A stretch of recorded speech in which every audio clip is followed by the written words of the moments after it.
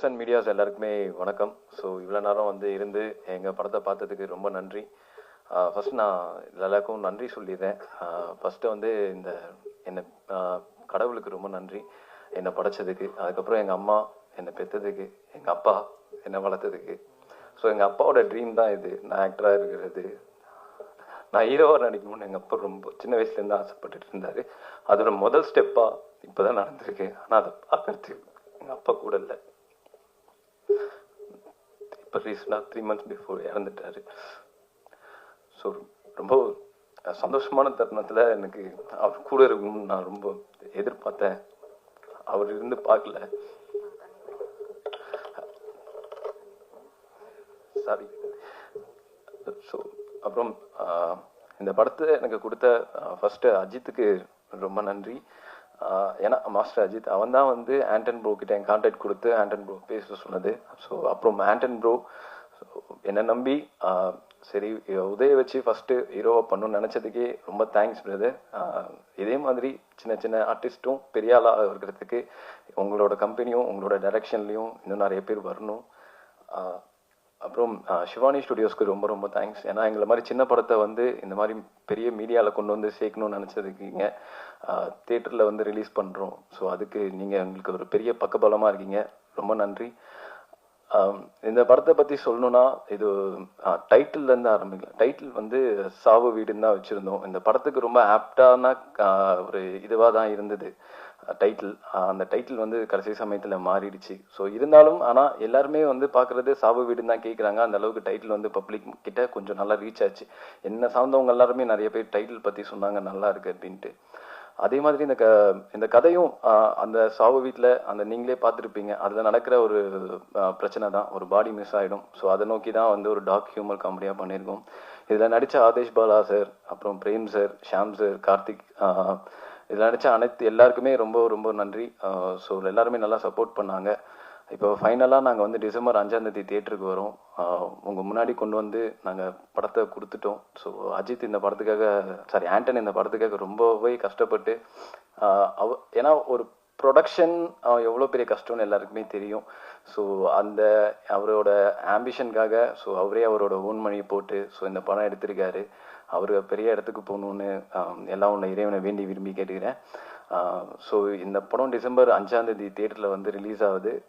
எல்லாருமே தியேட்டருக்கு வந்து பார்க்கணும். அதுக்கு வந்து முக்கியமான காரணம் நீங்கள் தான், ப்ரெஸ் மீடியா நீங்கள் தான்.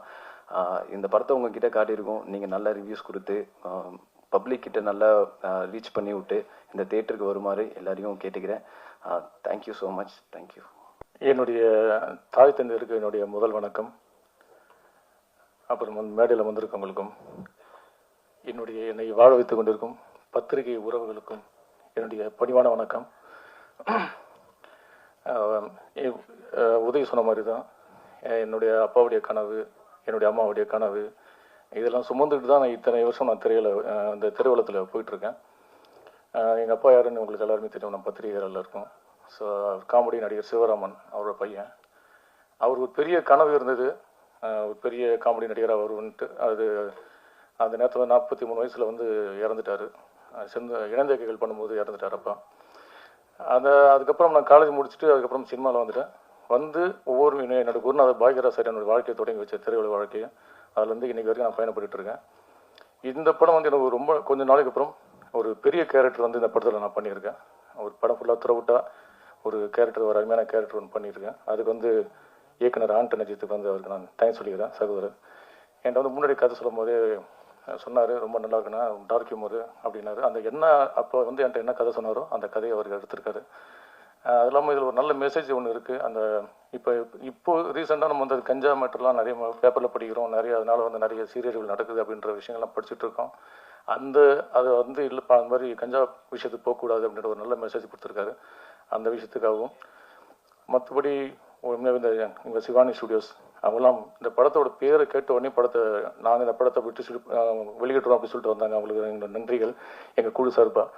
ஸோ ரொம்ப சந்தோஷமாக இருக்காங்க. அவங்க ஃபஸ்ட்டு எங்களுக்கு ஒரு பெரிய நம்பிக்கை கொடுத்தாங்க.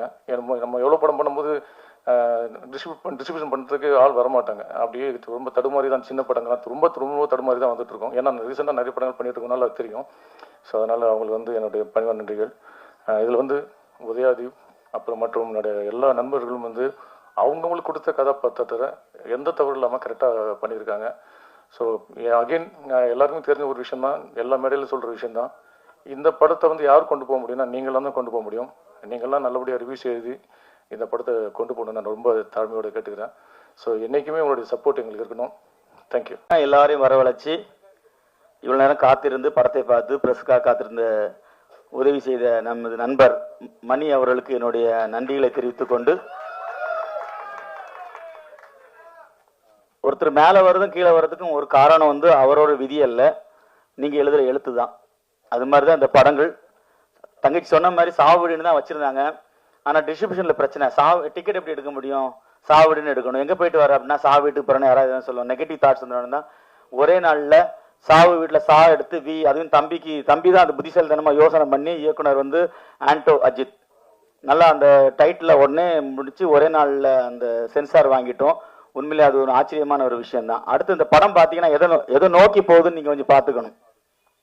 இன்னைக்குள்ள சமூகம் போதைக்கு அடுப்புற மாதிரி கஞ்சாவால ஒரு தந்தை அவருக்கு அறியாம அந்த போதைக்குள்ள இருந்து மரணத்தை அடிக்கிறாரு.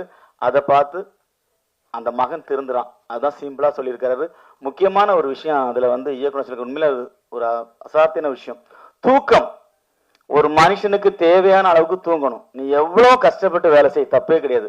ஆனா தேவைக்கு அளவுக்கு தூங்கலைன்னா அது ஒரு நிம்மதியே இருக்குது. சிவானி செந்தில் தான் அதுக்கு உதாரணம். எங்களுக்கு எதாவது டென்ஷன்னா நல்லா அழகா ரூம் போட்டு தூங்கிடுவோம். இது இயற்கை.